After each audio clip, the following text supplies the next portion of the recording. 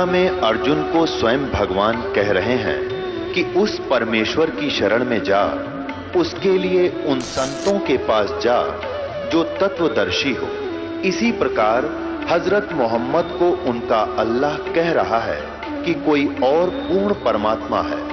उसको पाने के लिए उन तत्वदर्शी संत की तलाश कर। वो प्रभु कौन है, ये जानने के लिए कृपया अवश्य सुनिए जगत गुरु तत्वदर्शी संत रामपाल जी महाराज के अमृत वचन। नीरू आया बाहर तो उसने विचार लगाया कि पहले तो मुसलमान बना दिए,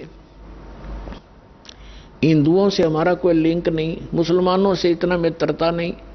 अगर इस लड़के को, बच्चे को लेकर हम घर जाएंगे तो गांव के, नगर के लोग हमारे जूते मारेंगे और पूछेंगे किसके लाए उठा कर तुम बेईमानो, और बताओ उसको वापस दे के आएंगे। यदि हम कहेंगे लहर तारा तालाब में और कमल के फूल पर पाया, किससे का नहीं जच्चा कि कमल पर फूल पर बालक क्यों कर रुक जा। सारी अनहोनी उसने सारा प्लस माइनस कर लिया, और लड़का भी खोस लेंगे, छीन लेंगे, पीटे भी गिर, घर से गांव से भी निकाल लेंगे, कई सजा मिलेंगी इकट्ठी। तो उसने अपनी पत्नी से इसी दृष्टिकोण को समझा करके कहा कि इस बच्चे ने यही रख दे, हमारी ईसा में खैर है। लेकिन नीमा ने फाइनल फैसला कर दिया कि मैं मर सकती हूँ, ना जाने इस बालक ने मेरे ऊपर के जादू कर दिया, मैं इससे एक पल भी दूर नहीं हो सकती, मेरे प्राण जा सकते, मैं देश नगर भी छोड़ दूंगी इस बच्चे के साथ, मैं छोड़ूंगी नहीं। अब नीरू ने सोचा यतान दी होगी बच्चा पाके, समाज देखती नहीं, कल ने क्या हो जाएगा भविष्य में उसका विचार रहा नहीं।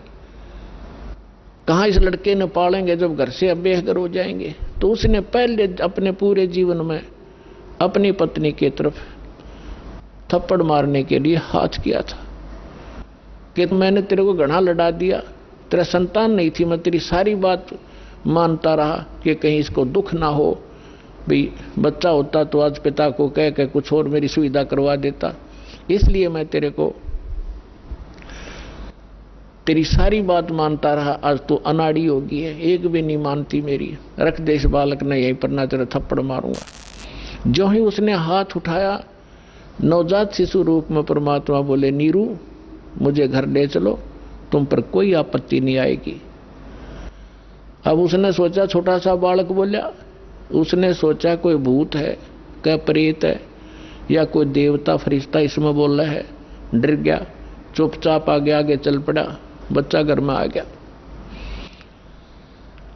अपना आत्मा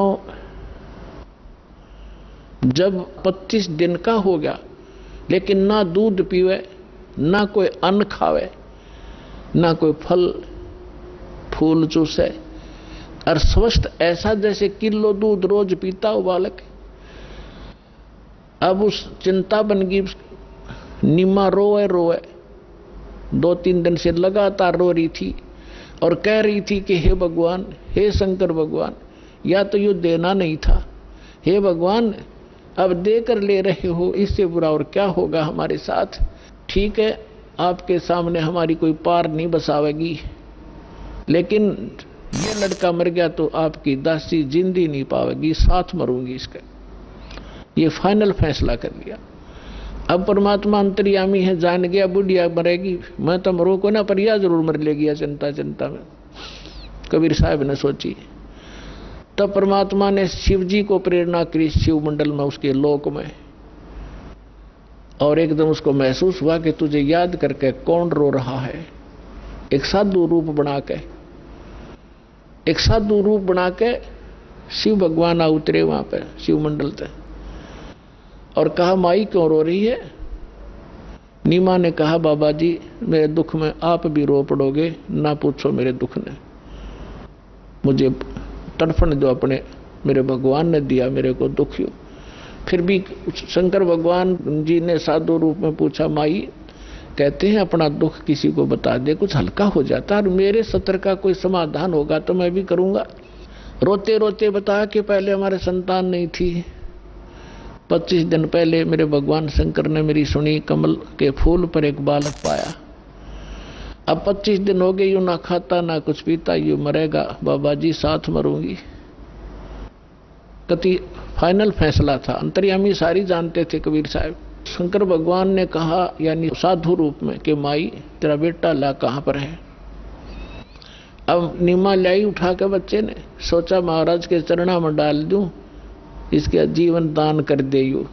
अब जो ही उस बच्चे को, परमात्मा को शंकर भगवान के चरणों में, साधु के चरणों में डालना चाहा, न्यू पटका, वहीं से उठ गए परमात्मा और भगवान शंकर के सिर के बराबर में 5 फुट की दूरी पर ऐसे आकाश में स्थिर हो गए, हवा में।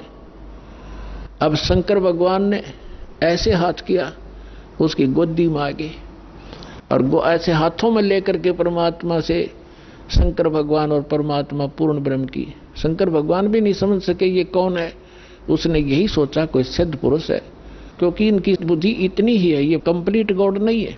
तो उन्होंने बातें की, तो भगवान ने कहा, परमात्मा ने कहा, परमेश्वर ने शिव जी से कि महात्मा जी इनको कहो एक कुंवारी गाय लावें और कुमार के घर से एक कोरा बर्तन लावें और आप उस कुंवारी गाय के कमर पर आशीर्वाद दे दियो, वह दूध दिया करेगी। कहते हैं समर्थ जो होता है महिमा का भूखा नहीं होता। अब वचन से शंकर भगवान को आदेश दे दिया तो उसमें वह शक्ति आएगी। नीरू ने अपने पति से कहा, शंकर भगवान ने उस साधु ने कहा कि माई तेरे पति को बुला, एक कुंवारी गाय लावे, बछिया जिसको बैल ने टच ना कराओ। नीरू ऐसे ही किया, जाके गाय ले आया और शंकर भगवान ने उसके ऊपर आशीर्वाद भरा, कमर पर हाथ मार दिया। लंबे लंबे सतन हो गए, इतनी मोटी आवड़ी होगी लेवटी, और नीचे बर्तन रख दिया, उभर गया, फिर बंद हो गया अपने आप। वह गाय प्रतिदिन दूध दिया करती थी और भगवान पिया करते थे। इस प्रकार परमेश्वर की परवरिश की लीला हुई। अब यहाँ पैरेलल आपको ये एक प्रमाण देना चाहेगा दास कि परमात्मा की पहचान क्या है। वेद हमारे हिंदू धर्म के एक सत्य वस्तु है, सत्य ज्ञान की वस्तु मानी जाती है कि उसमें जो लिखा है भगवान की यथार्थ महिमा है। तो जो वेद बताते हैं कि परमात्मा के बचपन में जो परवरिश की लीला कुंवारी गाय से होती है, वेद में लिखा है। और जिस भगवान ने ये लीला की है तो who is God, he is God, जो वेदों अनुसार जिसकी लीला है। अब थोड़ा सा प्रमाण देते हैं। ये है कबीर सागर, खेमरा श्री कृष्ण दास मुंबई से प्रकाशित। कबीर सागर ये कौन है, इसका शोधकर्ता कबीर पंथी भारत पथिक स्वामी युगलानंद विहारी द्वारा प्रचलित मुद्रक एवं प्रकाशक हैं खेमरा श्री कृष्ण दास। अध्यक्ष श्री वेंकटेश्वर प्रेस, खेमरा श्री कृष्ण दास स्मारक, मुंबई से। ज्ञान सागर और पृष्ठ 72 पे, जब बच्चा मिल गया उसको, सुन दुल्हा बन भयो आनंदा, जमी चकोर पायो निश्चंदा, ले सुत चले हर्ष मन कीन्या, तासो पुन अस बोल ही दीन्या। सुत काशी को ले चले लोग देखण तय आवे। गरीबदास जी ने जो बोला है वही परमात्मा की लीला में लिखा है कि लोग देखण आवे। जब घर पे पहुंच गया, अन्न पानी बखै नहीं जुल्ला शोक जनावे, कुछ भी नहीं खाया पिया और दुखी हो गया। फिर गए रामानंद, इन्होंने कहा कि रामानंद जी के पास गया। फिर वो नीरू, तब जुल्हा मन की दीवाना, रामानंद सो कही उत्पाना, मैं सुत पायो बड़ा गुणवंता, कारण कौन बखे नहीं संता। रामानंद ध्यान तब धारा, जुल्हा सो तब असत वचन उचारा। पूर्व जन्म तू ब्राह्मण जाति, हर सेवा की नहीं भली भांति। कछु तुम सेवा हर की चूका, ताते भयो जुल्ह का रूपा। प्रीति प्रभु गए तोरी दीनी, ताते उद्धान में सुत तो दीना। अब ये दुल्हा कहता है नीरू के, हे प्रभु मैंने जैसा किया उसा पा गया। अब मैं आपके पास आया हूँ, कुछ उपाय बताओ। सो कहिए उपाय गोसाई, बालक अक्षुदावंत कुछ खाई। रामानंद अस युक्ति विचारा, तुम सुत कोई ज्ञानी अवतारा। अब जिसी बुद्धि थी रामानंद की, कहे तेरा पुत्र जो है कोई बड़ा विद्वान पुरुष है और बचिया जाही बैल नहीं लागा, और सोले ठाड़ करते ही आगा। एक बछिया ले आओ जिसको बैल ने कभी टच ना कराया हो, अर्थात कंवारी बछिया। बचिया जाही बैल नहीं लागा, सोले ठाड करते ही आगा। दूध चलते ही थनते दूध दरो छिपाई, अक्षुदावंत जब होवे ताको देखवाई। जो ला एक बछिया ले आवा, और चलो दूत कोई मरम न पावा। चलो दूत जो ला हरसाना, राख छिपाया कहो नहीं जाना। अब यहाँ देखो, दूध तब पीवत नाम कबीरा, और खेलत संत संग मत धीरा। अब यहाँ हम इतना ही लेंगे। अब इन्होंने कहा है कि चला दूत कोई मरम नहीं पावा। दूत कौन था? वो गरीबदास साहिब ने इसका अच्छा वर्णन दिया है। शिव उतरे शिव मंडल ते, अवगत बदन बिदोगे। मैं के बदन कमल खुशी हुए, लिया ईस को गोदे। अब पहले आपको थोड़ा सी सुनाते हैं। दूध न पीवे न अनभक, गरीबदास जी की वाणी है। दूध न पीवे न अनभक, नहीं पलने झोलनते। अदर अमान ध्यान में जो कमल कला फूलनते। कबीर परमात्मा कुछ खा पी नहीं रहे थे, और जैसे कमल का फूल, एक कमल के फूल में एक ऐसा गुण होता है, अब जैसे कमल किसी सरोवर में उग गया और किसी कारण से कोई दरिया नदी टूट जाती है, उसमें पानी भरना प्रारंभ हो जाता है और उसका सतर उठना शुरू हो जाता है। 1-2 घंटे में 2 फुट उठ जाता है जल, तो 2 फुट कमल साथ की साथ बढ़ेगा। चाहे 10 फुट पानी चढ़ जाए, वो साथ ही साथ बढ़ता चला जाएगा, यानी इतना स्पीड तो बढ़ता है। तो यहाँ उसकी तुलना की है कि परमात्मा कुछ खा पी नहीं रहे थे छोटे से बालक, और फल फूल ऐसे रहे थे जैसे कमल फूला करे, ऐसी स्पीड तय शरीर विकसित हो रहा था। शिव उतरे शिव पूरी से, अवगत बदन बिनोदे। मैं के कमल खुशी भये, फिर लिया ईस को गोद। भगवान को गोद में ले लिया शिव जी ने। नजर नजर से मिल गई, किया ईस प्रणाम।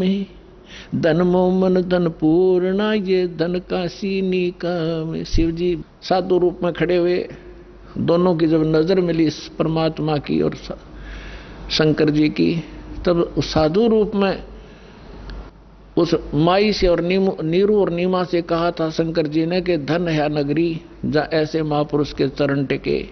ये तो परम संत है, कोई वो समझ नहीं सके शिव जी वो भगवान है।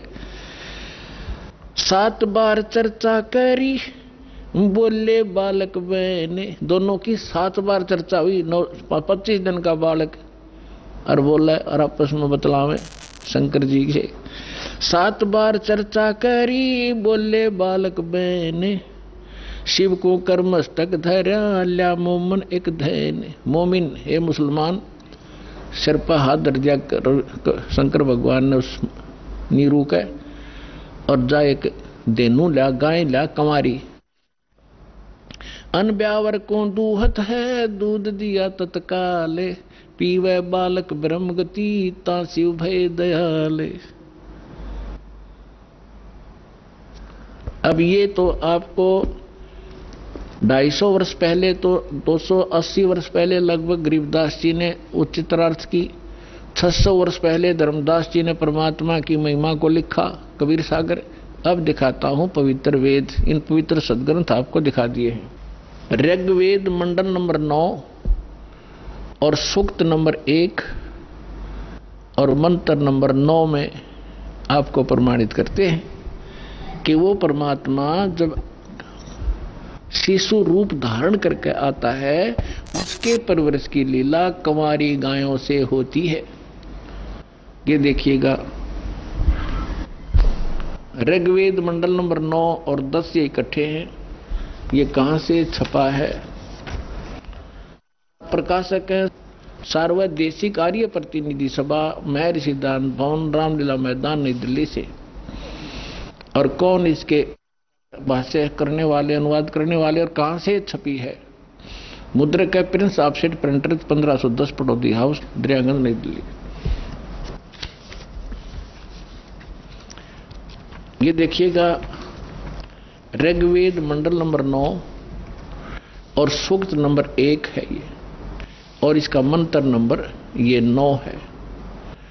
इसमें अभि अधन्या, अभि इमम अधन्या उत्सृणति धेनव, धेनो माने गौवें, शिशु माने उस शिशु रूप में प्रकट परमात्मा को, सोम इंद्राय पातवे, सोम माने अमर पुरुष। अब इसमें क्या इन्होंने अनुवाद किया है कि उस सोम माने अमर पुरुष, यहां सोम माने इन्होंने, अब पे देखो ये ऋग्वेद मंडल नंबर 9 का सूक्त 1 का मंत्र 1 है, इसमें सोम शब्द है। सोम माने सोम स्वभाव परमात्मन, सोम माने परमात्मा, इन्हीं के शब्दों में। अब यहां लेते फिर आते हैं। अब हम ऋग्वेद मंडल नंबर 9 सूक्त 1 मंत्र 9 में आगे हैं।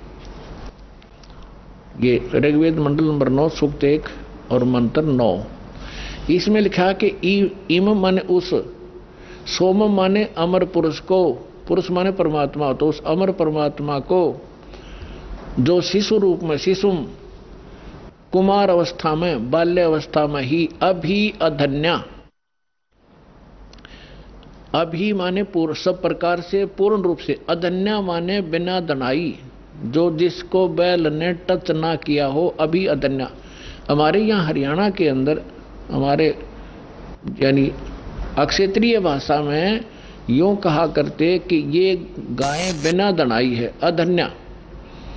बिना धनाई माने ये इसको बैल ने टच नहीं किया है, सांड ने, और ये मतलब बिना धनाई है। तो यहाँ वही है अभि अधन्या। अभि माने पूर्ण, सब प्रकार से कंप्लीट इन ऑल रिस्पेक्ट, यानी कंवारी। अभि अधन्या माने कंवारी। ये देखिए उस सोम स्वभाव, सोम माने अमर पुरुष को, शिशु माने जो शिशु रूप में प्रकट होता है, उसकी अभि अधन्या, सब प्रकार से, अधन्या माने इन कर दिया अहिंसनीय, ये खा कर अर्थ है इनका। दैनो माने गौवे, गौवे तृप्त करती हैं, ओए होए तृप्त करती उस परमात्मा को, जो परमात्मा अमर पुरुष शिशु रूप धारण करके आता है, उनके परवरिश की लीला। ये समझो अभी अधन्या कंवारी गायों गौओं के द्वारा होती है, वो उसको तृप्त करती हैं। अब इससे क्या सिद्ध हुआ? परमात्मा ने जो लीला की 600 वर्ष पहले, वो आपको दिखा दी उनकी अमृत, उनकी लीला के अंदर। और उसके बाद जैसे तुलसीदास जी ने भगवान श्री रामचंद्र का इतिहास जीवनी लिखी बाद में, ऐसे ही गरीबदास साहिब को परमात्मा मिले थे, सचखंड लेकर गए थे, उनकी दिव्य दृष्टि खोल दी थी, उनका ज्ञान योग खोल दिया था। उसके बाद आदरणीय गरीबदास साहिब जी ने परमात्मा की वही महिमा बताई कि उन्होंने ऐसे लीला की। और वेद बताते हैं कि परमात्मा जब शिशु रूप धारण करके यहाँ आते हैं, एक लीला करते हैं, उस समय उनके परवरिश की लीला कंवारी गायों द्वारा होती है। Who is God? Kabir is God. बोलो सतगुरुदेव।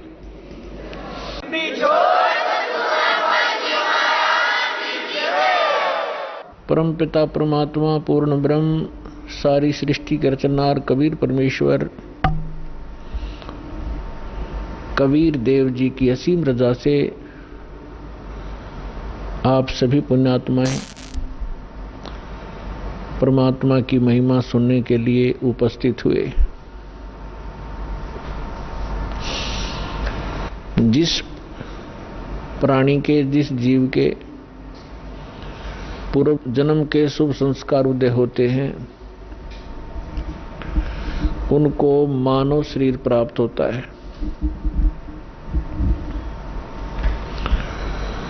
और मानव शरीर प्राप्त करके जो प्राणी सत्संग उपलब्ध करते हैं, जिनको सत्संग प्राप्त होता है, वो और भी ज्यादा शुभ संस्कारी हंस होते हैं। परमात्मा कबीर परमेश्वर जी हमें याद दिलाते हैं, मानुष जन्म पाय कर जो नहीं रटे हरि नामे,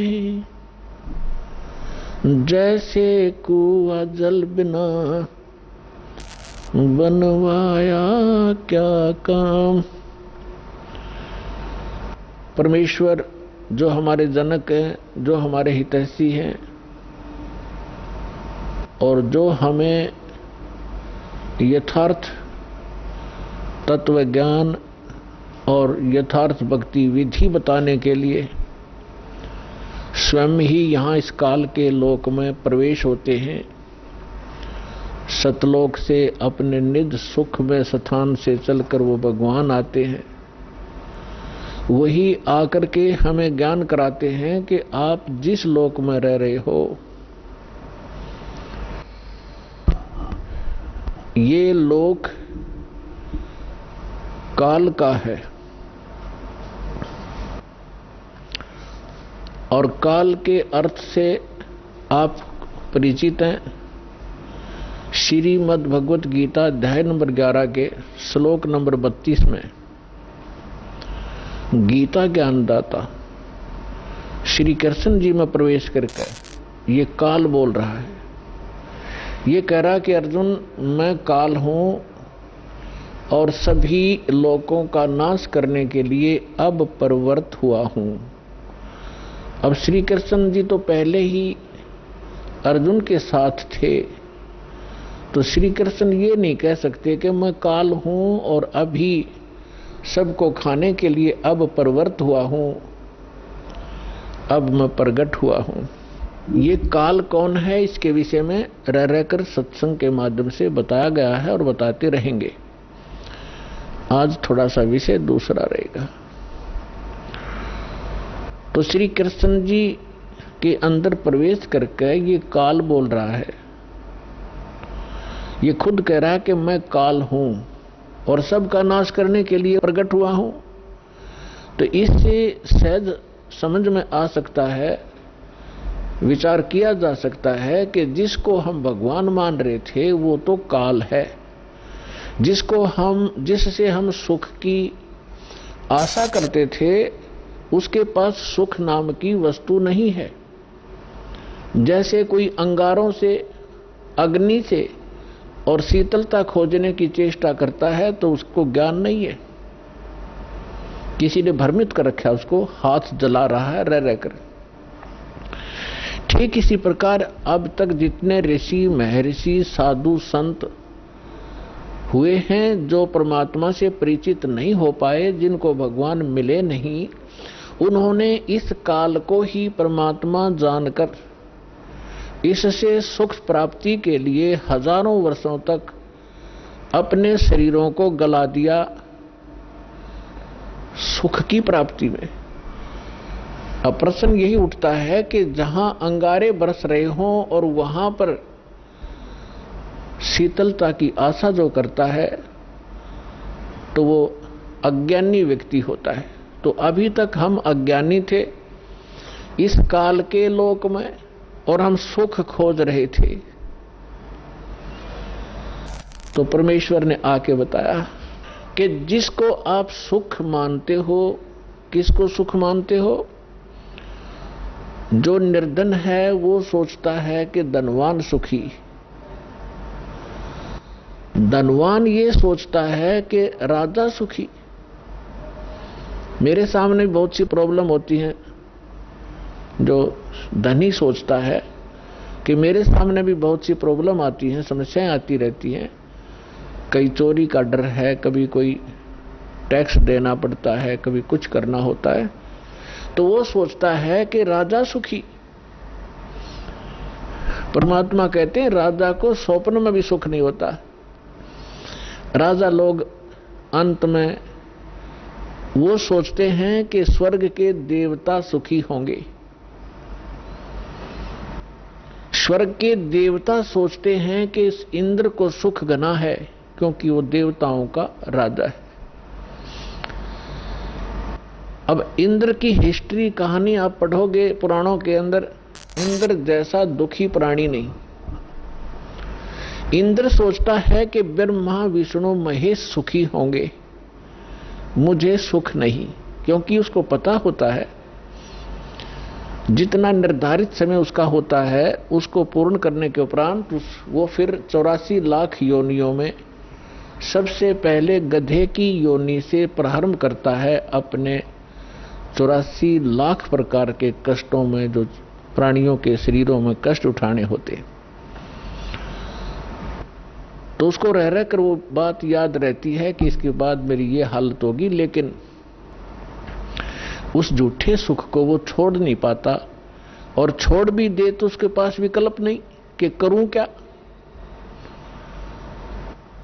ब्रह्मा विष्णु महेश सोचते हैं कि हम सुखी नहीं, क्योंकि उनका इतिहास देखिएगा। आप पुराणों को कभी पढ़ा हो, नहीं तो रिमाइंड करना कभी कभी। अब थोड़ा सा उदाहरण देंगे आपको। जैसे भगवान शंकर जी को हम भगवान माना करते थे, कंप्लीट गॉड मानते थे, मृत्युंजय, कालज्जय, सर्वेश्वर, महेश्वर कहा करते थे। इसको हम कहें कुछ भी, लेकिन ये परमात्मा नहीं है, कंप्लीट गॉड नहीं है। उदाहरण के लिए ये सुखी भी नहीं है। कैसे? एक समय विष्णु जी भी सुखी नहीं है। विष्णु अवतार श्री रामचंद्र रूप में राजा दशरथ के घर जन्म लिया, ये सभी हमारे धर्म गुरु भी बताते रहे हैं, और इनके लीला, इनकी जीवनी भी बताती है। श्री रामचंद्र उर्फ विष्णु जी कितने सुखी थे, आपको खूब पता है। छोटी सी उम्र में विवाह हुआ, विवाह होते ही वनवास हुआ, और वनवास के अंदर उनकी धर्म पत्नी का अपहरण हुआ। रावण के साथ युद्ध हुआ, करोड़ों जीवों का विनाश हुआ। उसके बाद फिर वापस आए, लेकर अपनी धर्म पत्नी सीता जी को घर पे लेकर आए। किसी धोबी के कहने से उनको घर से निकाल दिया, गर्भवती को। पुत्र कहीं, परिवार कहीं, और श्री राम कहीं। वो प्राणी सपने में सुखी नहीं हो सकता जिसके बालक दुखी हो कि तो जंगल के अंदर। जिस समय श्री रामचंद्र जी को वनवास प्राप्त था, सीता जी का अपहरण हो चुका था। सीता जी का अपहरण हो चुका था। श्री रामचंद्र जी विलाप कर रहे थे, रो रहे थे सीता जी की खोज में। ऊपर से भगवान शंकर अपने द्वीप से, अपने लोक से श्री रामचंद्र जी अर्थात विष्णु जी को प्रणाम कर रहे थे। ऊपर से पार्वती जी की दृष्टि पड़ी कि किसको प्रणाम कर रहे हैं महेश्वर। पूछने पर पता चला कि नीचे जो व्यक्ति रो रहा है, वृक्षों से लिपट लिपट कर रो रहा है, पशुओं से गले मिल रहा है, उनसे पूछ रहा है मेरी सीता कहाँ गई, उसको ये प्रणाम कर रहा है। और उसको विष्णु भगवान का अवतार बता रहा है कि भगवान विष्णु हैं। पार्वती जी को ये बात अच्छी नहीं लगी, उसको विश्वास नहीं हुआ कि सचमुच ये व्यक्ति जो सामने रो रहा है और जिसकी पत्नी का अपहरण हो चुका है, जिस कारण से रो रहा है, तो ये भगवान नहीं हो सकता। पार्वती जी ने कहा कि जो व्यक्ति रो रहा है आप उसको भगवान बता रहे हो, मुझे विश्वास नहीं।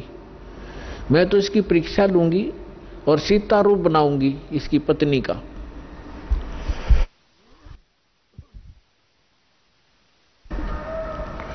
और यदि ये मुझे पहचान लेंगे तो मैं मान लूंगी कि ये भगवान है।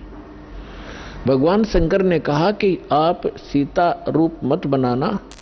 यदि आप सीता जी का रूप बना लोगी तो मेरे काम नहीं रहोगी, मेरी मां के तुल्य हो जाओगी। मैं आपको एज ए वाइफ स्वीकार नहीं करूंगा। फिर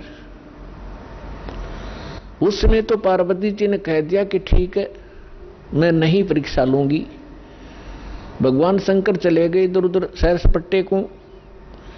पीछे से पार्वती जी ने सीता रूप बनाया, श्री रामचंद्र जी के सामने खड़े हो गए। उसमें श्री रामचंद्र जी की दिव्य दृष्टि यानी बुद्धि इस काल भगवान ने खोल दी।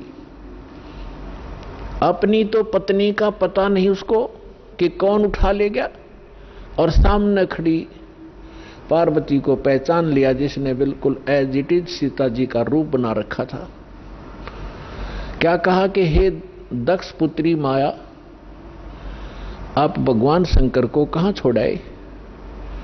इस बात को सुनकर पार्वती जी लज्जित हुई और कहा कि भगवान शंकर आपको ठीक ही प्रणाम कर रहे थे, मैं आपकी परीक्षार्थ सीता रूप बनाकर आई थी। ये कहकर वो चली गई। अब इस कथा से आपको बहुत से परिणाम निकलेंगे, रिजल्ट निकलेंगे, निष्कर्ष निकलेंगे। एक तो कंसेप्ट यही क्लियर करेंगे कि आपके मन में ये शंका उत्पन्न होगी कि श्री रामचंद्र जी ने पार्वती जी को तो पहचान लिया और अपनी पत्नी के विषय में उसको ज्ञान नहीं। ये कारण क्या है?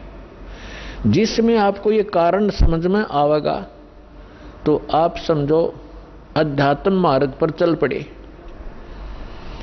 इसका कारण है, जैसे गीता अध्याय नंबर 7 के श्लोक नंबर 4, 5 और 6 में ये गीता ज्ञानदाता कहता है कि अर्जुन, यहां जितने भी मेरे लोक में जितने भी प्राणी हैं, इनमें बलवानों का बल, बुद्धिमानों की बुद्धि मैं ही हूं, यानी मेरे ही कंट्रोल में है।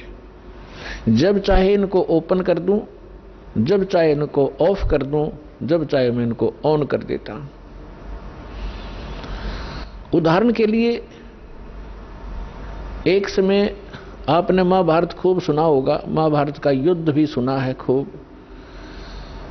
महाभारत के युद्ध के दौरान अर्जुन ने अपने धनुष के माध्यम से इतना नरसंहार किया था और शूरवीर कहलाए थे। एक तीर से 100 व्यक्तियों को मार डालते थे। वही गांडीव धनुष सुप्रसिद्ध था उसका। जिस समय श्री कृष्ण अर्थात विष्णु जी श्री कृष्ण रूप में देवकी के गर्भ में जन्मे थे, उसके बाद उन्होंने श्री कृष्ण रूप में जो का लीला की थी, जीवन व्यतीत किया था, अंत समय में उनकी मृत्यु एक शिकारी के विषाक्त तीर से हुई थी और पांडवों को उसने वहां बुलाया था। अंत समय में पांडवों से श्री कृष्ण जी ने कहा था कि आप इन सभी औरतों को, जितनी द्वारका के अंदर है, सबको अपने साथ ले जाओ। यहां पर यादव कोई बचा नहीं है, क्योंकि दुर्वासा जी के श्राप से इंक्लूडिंग श्री कृष्ण जी यादव कुल पूरा नाश हो गया था। छोटा बालक भी नहीं बचा था। नर यादव जो गर्भ में थे, गर्भवती औरतें थी, उनके गर्भ में थे। उसके बाद ये वंश पुनः चला है।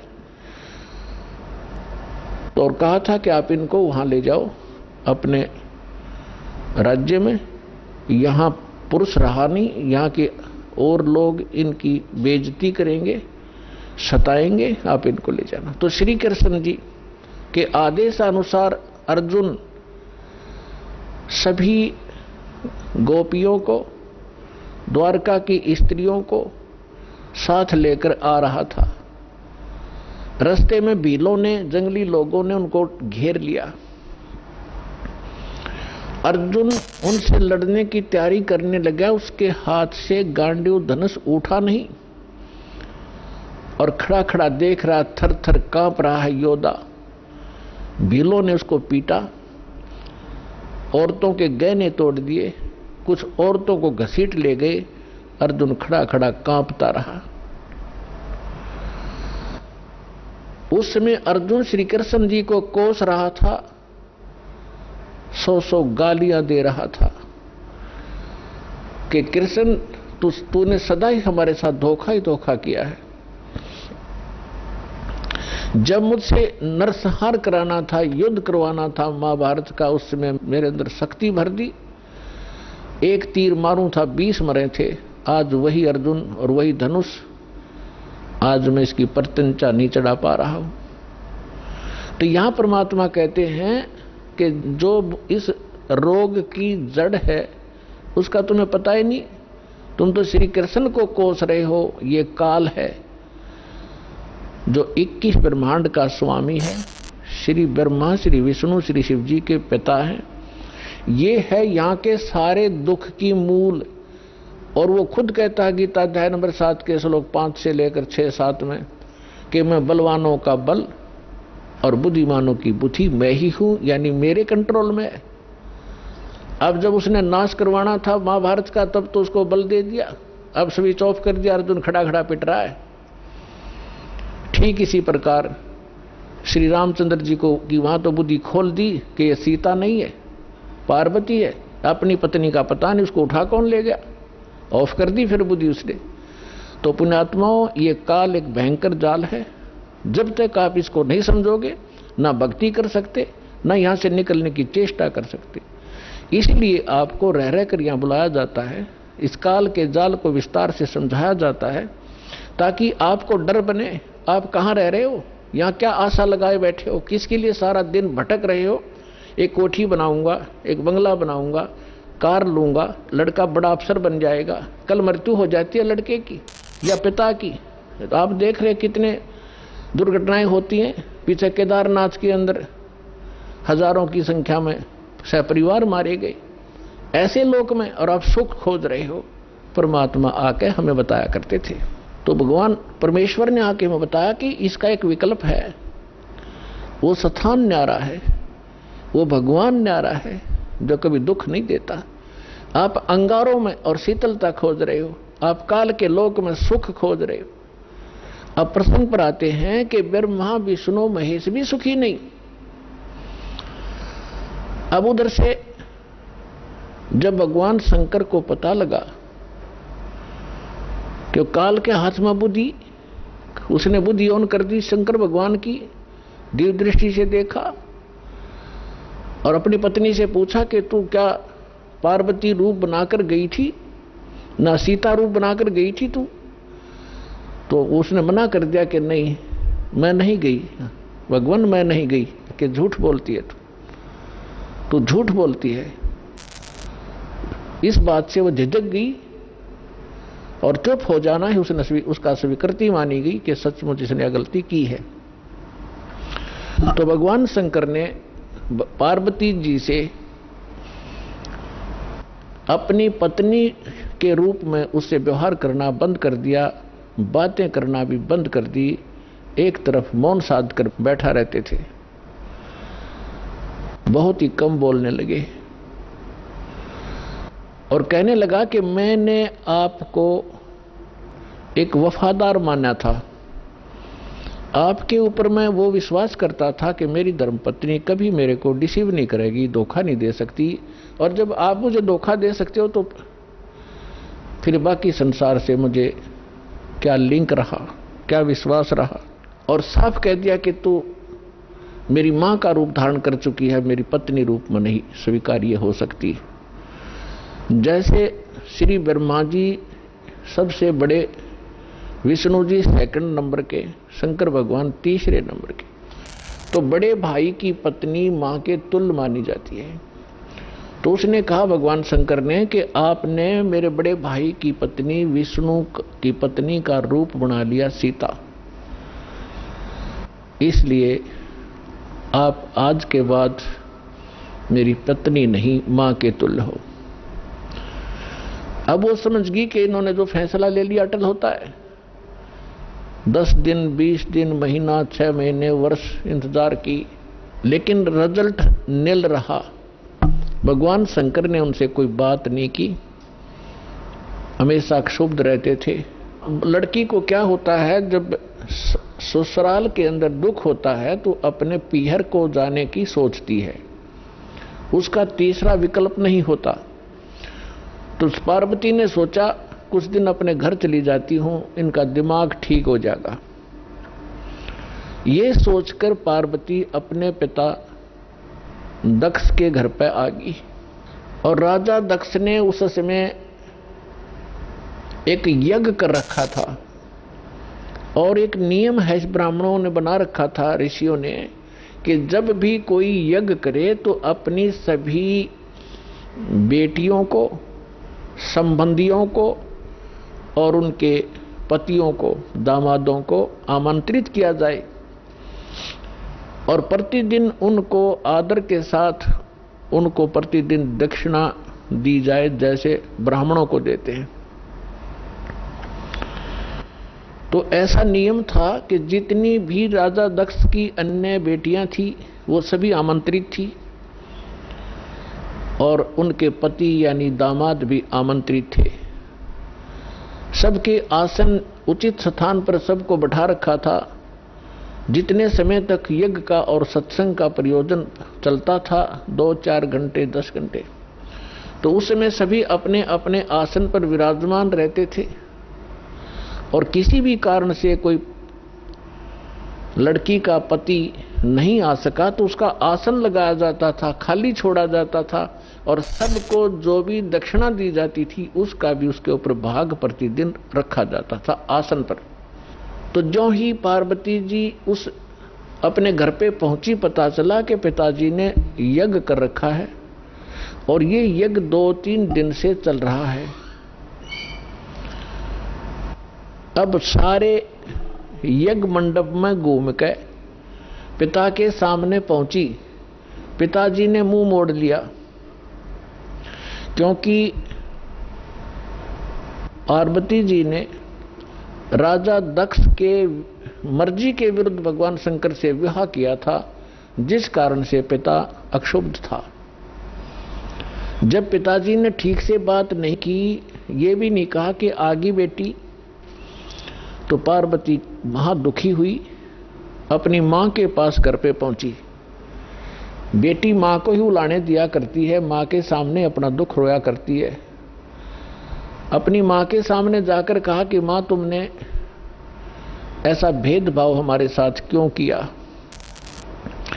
आपने सभी अन्य मेरी बहनों के पति भी बुला रखे हैं, बहनों को भी आमंत्रित किया है, आपने हमें ना बुलाया ना आमंत्रित किया। और जिन बहनों के पति नहीं आए हैं उनका आसन लगा रखा है, उनका भाग सबको दिया जा रहा है। आपने न तो अपने दामाद का आसन लगवा रखा है, ना ही उनको आमंत्रित किया है, ना मुझे आमंत्रित किया। अब मां ने कहा कि बेटी,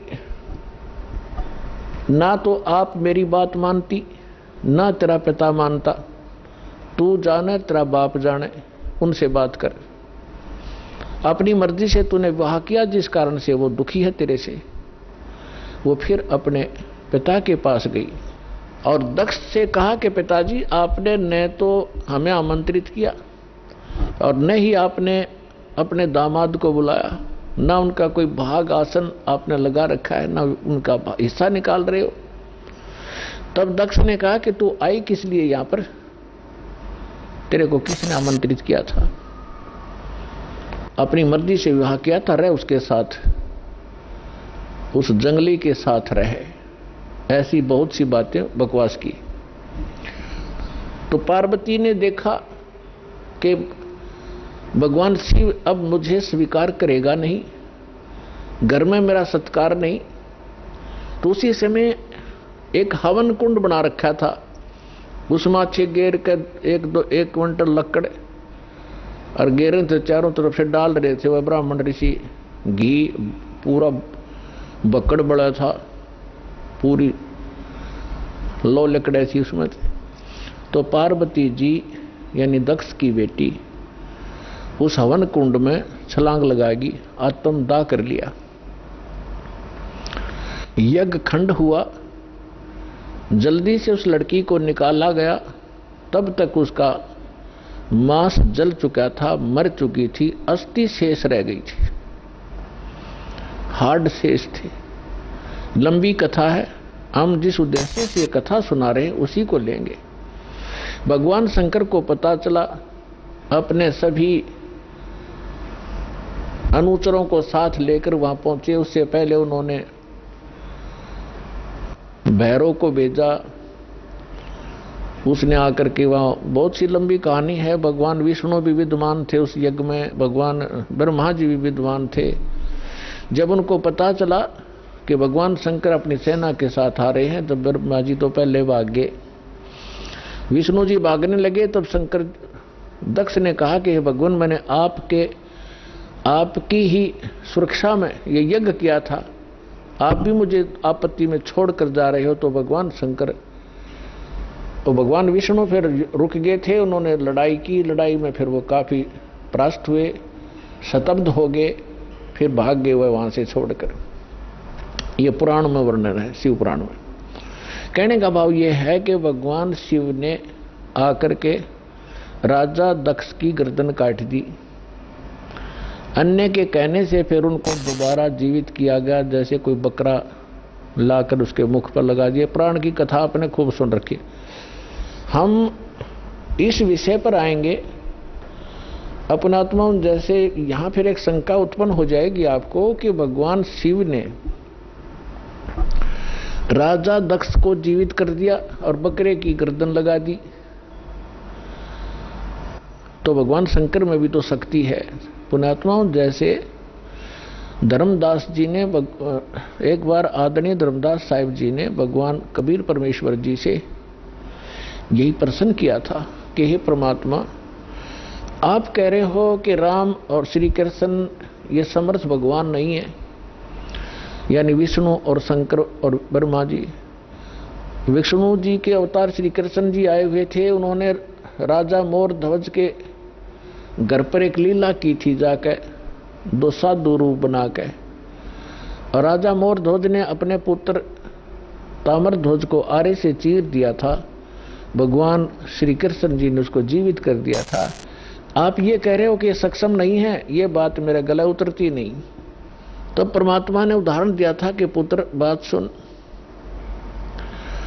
यहां तो मोर ध्वज के पुत्र ताम्र ध्वज को श्री कृष्ण जी ने जीवित कर दिया आरे से दो फाड़ कर होने के उपरांत, और उसका सगा भांजा सुभद्रा पुत्र अभिमन्यु महाभारत के युद्ध में मारा गया था। पांडवों का कुलनाश हो रहा था, हाहाकार मची थी। श्री कृष्ण रो रहा था, उसकी बहन रो रही थी, पांचों पांडव टक्कर मार रहे थे। उस समय अभिमन्यु को जीवित नहीं किया उसने।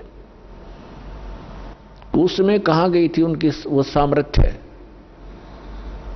तब धर्मदास जी ने कहा था, भगवान इसका उत्तर भी आप ही दे सकते हो, हम तो बस इतने बच्चों जैसे प्रश्न है हमारे, बच्चों जैसी बुद्धि है हमारी। ये भी बात सही है आपकी कि वहां क्यों ना जीवित किया उसको। तो परमात्मा ने कहा कि ताम्र ध्वज लड़के की आयु शेष थी, और जिसकी आयु शेष है, ये डॉक्टर एक टांग काट कर दूसरी जगह लगा देते हैं, यहाँ की खाल उतारी वहां जोड़ देते हैं, ये तो वैज्ञानिक कर देते हैं इस काम को। और जिनकी आयु नहीं रहती है, डॉक्टर फेल हो जाते हैं। खुद डॉक्टर हार्ट का स्पेशलिस्ट डॉक्टर, और हार्ट की बीमारी से ग्रस्त, और हाथ में गोली टेबलेट खा भी नहीं पाया, 1 मिनट में सांस पूरा हो गया। तो भगवान से बड़ा ना कोई विज्ञान है, ना ये छोटे भगवान है। भगवान तो भगवान ही है, वो समर्थ है, सत्य पुरुष है। तब परमात्मा ने बताया कि ताम्र ध्वज की आयु शेष थी, अभिमन्यु की आयु इतनी ही थी, और ये भगवान इतना ही काम कर सकते हैं। आयु शेष थी तो उसकी राजा दक्ष को दूसरे गर्दन जोड़ दी, चल भाई, लेकिन ये सक्षम नहीं है। अब आगे देखना क्या होता है कि भगवान शंकर ने पार्वती जी की अस्थियां उठा ली और 10,000 वर्ष तक उसको सीने से लगा के पार्वती पार्वती दक्ष माया दक्ष पुत्री करते करते पागलों की तरह भटकता रहा। अपने आत्माओं, अब ये हम भगवान ब्रह्मा, भगवान विष्णु, भगवान शिव जी को सुखी माने, ये सुखी है, ये सुखी व्यक्ति के लक्षण है। 10,000 वर्ष तक पागलों की तरह खाना ना पीना ना, हाय पार्वती, हाय दक्ष माया, हाय दक्ष की पुत्री। तो हमारे पास ज्ञान का टोटा था, जिस कारण से हमने प्रत्येक को भगवान और समर्थ मान लिया। देखो, ऐसा नहीं कह रहा दास, ना मेरे भगवान ने कहा कि ब्रह्मा विष्णु महेश बिल्कुल यूजलेस है। ये जितने सक्षम हैं, जितनी इनकी सामर्थ्य है, उतना बताया है। जैसे एक स्टेट का, प्रांत का मंत्री होता है, और उस मंत्री को, प्रांत के मंत्री को कोई प्रधानमंत्री मान रहा है, तो वो भूल है उसकी। तो परमेश्वर ने और परमेश्वर से प्राप्त ज्ञान से इस दास ने ये इतनी भूल मिटाई है कि जिसको आप समर्थ शक्ति मान रहे थे, श्री ब्रह्मा, श्री विष्णु, श्री शिव जी, दुर्गा आदि को, ये समर्थ नहीं है। ये केवल 21 ब्रह्मांड के अंदर एक ब्रह्मांड, 21 ब्रह्मांड इस काल के, इसमें एक 21 प्रांत समझ लो। एक प्रांत में ये एक एक विभाग के मंत्री हैं। रजोगुण विभाग के ब्रह्मा जी, सतोगुण विभाग के विष्णु जी, तमोगुण विभाग के शंकर जी, बस इतने मालिक हैं ये। और ये किसी के संस्कार को कम और अधिक नहीं कर सकते, वर्क डन ही देते हैं, अपना किया कर्म ही प्राप्त कराते हैं। समर्थ परमात्मा, परम अक्षर ब्रह्म, सत्य पुरुष कबीर साहिब जी, ये हमारे प्रारब्ध के अंदर, यानी हमारी किस्मत में लिखी हुई हमारे पाप कर्मों का नाश करके हमें सुखी कर देते हैं। आइए अब हम उन श्रद्धालुओं के अनुभव जानते हैं जो जगत गुरु तत्वदर्शी संत रामपाल जी महाराज जी से दीक्षा प्राप्त कर चुके हैं तथा उनके द्वारा बताए गए भक्ति मार्ग पर चल रहे हैं। नमस्कार सर। नमस्कार सर। सर क्या नाम है आपका? मेरा नाम राजेंद्र प्रसाद है। सर आप कहाँ के रहने वाले हैं? हम दिल्ली में बगरपुर मोड़बंद में रहने वाले हैं। सर संत रामपाल जी महाराज से नाम दीक्षा लेने से पहले आप क्या भक्ति साधनाएं करते थे? हम देवी देवताओं की पूजा करते थे और बाद में किसी ने बताया गुरु बनाना बहुत जरूरी है, तो हमने एक गुरु भी बनाए थे। रामदास था उनका नाम। वो कबीरपंथी थे, दामा खड़े से जुड़े हुए थे। सर आप देवी देवताओं की पूजा करते थे और इसके अलावा आपने कबीरपंथी रामदास जी को भी अपना गुरु बनाया, तो ये भक्ति साधना करते हुए आपको इनसे क्या लाभ मिले? उनसे हमें कोई लाभ नहीं हो रहे थे, बस परेशानी हो रही थी। हमारी मिसेज को दमा था, मेरे को शुगर था, पैरों में सूजन हो जाती थी, चला फिरा नहीं जाता था।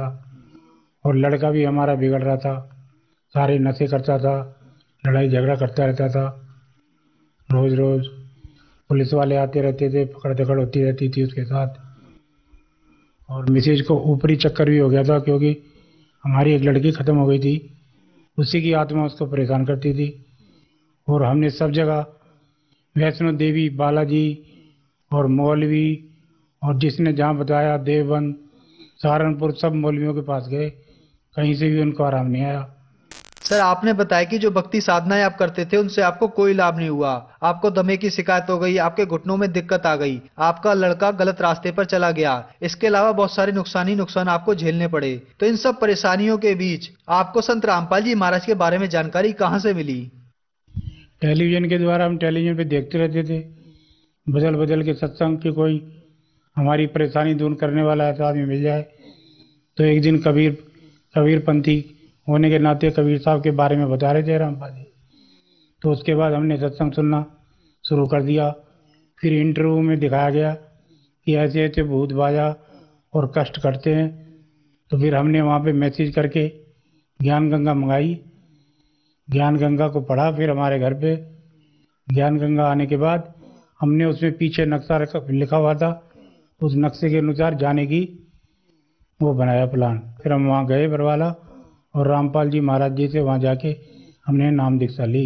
सर आप बहुत सारी परेशानियों से घिरे हुए थे, टीवी पर सत्संग देखते हुए आपको संत रामपाल जी महाराज की जानकारी पता लगी। फिर उसके बाद सतलोक आश्रम बरवाला हिसार जाकर आपने संत रामपाल जी महाराज से नाम दीक्षा ली। तो क्या संत रामपाल जी महाराज से नाम दीक्षा लेने के बाद आपको कोई लाभ प्राप्त हुए? हमारी मिसेज को प्रेत बाधा थी, वो हमारी एक लड़की खत्म हो गई थी, तो उसी की आत्मा जो है वो घर में आके और उसको परेशान करती थी। हमने सब जगह जाके ट्राई करा, मौलवियों को, और जब भी जो जंतर मंतर करने वाले हैं, किसी से कोई फ़ायदा नहीं हुआ। लेकिन रामपाल जी महाराज जी से नाम दीक्षा लेने के थोड़े ही दिन बाद धीरे धीरे उनकी तबीयत ठीक हो गई, और आज वो बिल्कुल प्रेत बाधा से बिल्कुल ठीक है। जो मेरे आँखों में परेशानी थी, तो वह मेडिकल में मैंने दिल्ली में दिखाया और गुरु नानक अस्पताल है सब में दिखाया। तो उन्होंने कहा कि ये परेशानी तुम्हारी ठीक नहीं हो पाएगी और अब आपको ऐसे ही रहना पड़ेगा। लेकिन संत रामपाल जी महाराज जी की शरण में जाने के बाद ये बीमारी बिना ऑपरेशन के और बिना किसी दवाई के ठीक हो गई, और मैं दोबारा से अपनी नौकरी करने के लिए तैयार हो गया। मेरे को शुगर की बीमारी थी और मेरे पैर हाथ इतने सूज जाते थे कि मेरे से चला फिरा नहीं जाता था।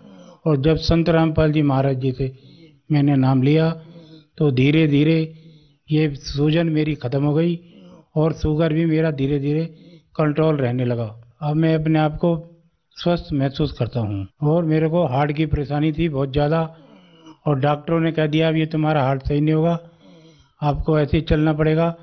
लेकिन अब हार्ट की परेशानी भी मेरी धीरे धीरे सही हो रही है।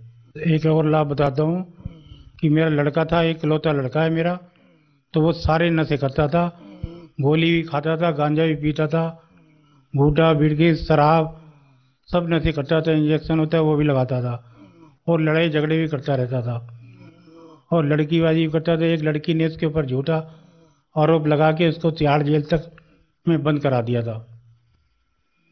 और बाद में जब हमने उसको मिलने पे जाके बताया कि ऐसे ऐसे हम रामपाल महाराज जी से नामदान ले लिया है, आप उसकी आराधना करो, दंडवत करो तो आपको भी फायदा होगा। उसके बाद वो वहाँ से उसकी जमानत हो पाई और उसके बाद उसने भी फिर आके नामदान लिया और वो धीरे धीरे सारे नशे छोड़ के अच्छी ज़िंदगी अपनी बिता रहा है।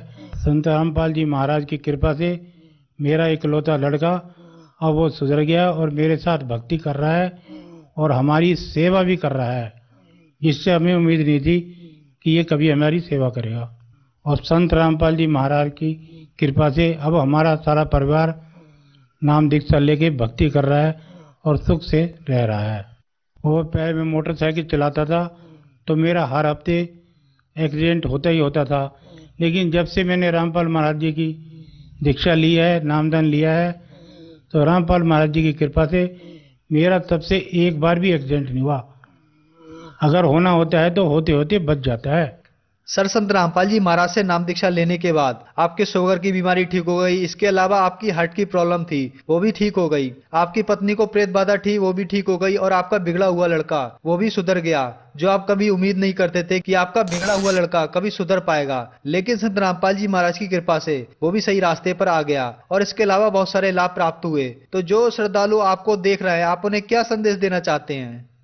संदेश हम क्या दे सकते हैं, वो तो रामपाल महाराज जी पूर्ण परमात्मा वही संदेश देखते हैं।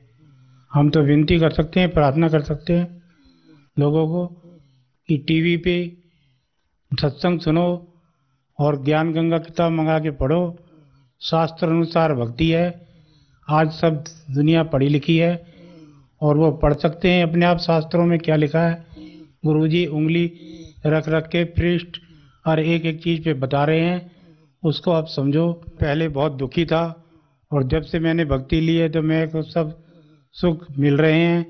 इसलिए मैं सब पब्लिक से, जो भी लोग आगे इसको सुन रहे हैं, उनसे कहना चाहूँगा कि पूर्ण परमात्मा संत रामपाल जी महाराज जी से आके नाम दीक्षा लो और पूर्ण सुख प्राप्त करो और बाद में आपको मोक्ष भी मिलेगा। ये ऐसी सच्ची भक्ति है। सर, संत रामपाल जी महाराज से नाम दीक्षा कैसे ले सकते हैं? संत रामपाल जी महाराज से दीक्षा लेने के लिए टीवी चैनलों पे सत्संग आते हैं, उनके नीचे फ़ोन नंबर आते हैं। उन फ़ोनों को आप नोट करके फ़ोन करोगे तो आपके घर के आसपास ही जो नामदान सेंटर होगा उसका एड्रेस आपको दे दिया जाएगा और आप वहाँ जाके निशिकूल नाम दीक्षा प्राप्त करके अपना जीवन सुखी और मोक्ष प्राप्त कर सकते हैं। धन्यवाद सर। धन्यवाद सर।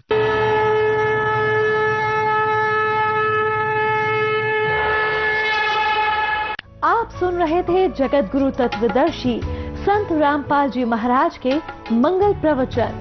अधिक जानकारी के लिए संपर्क करें 8222880541, 8222880542, 8222880543, 82228805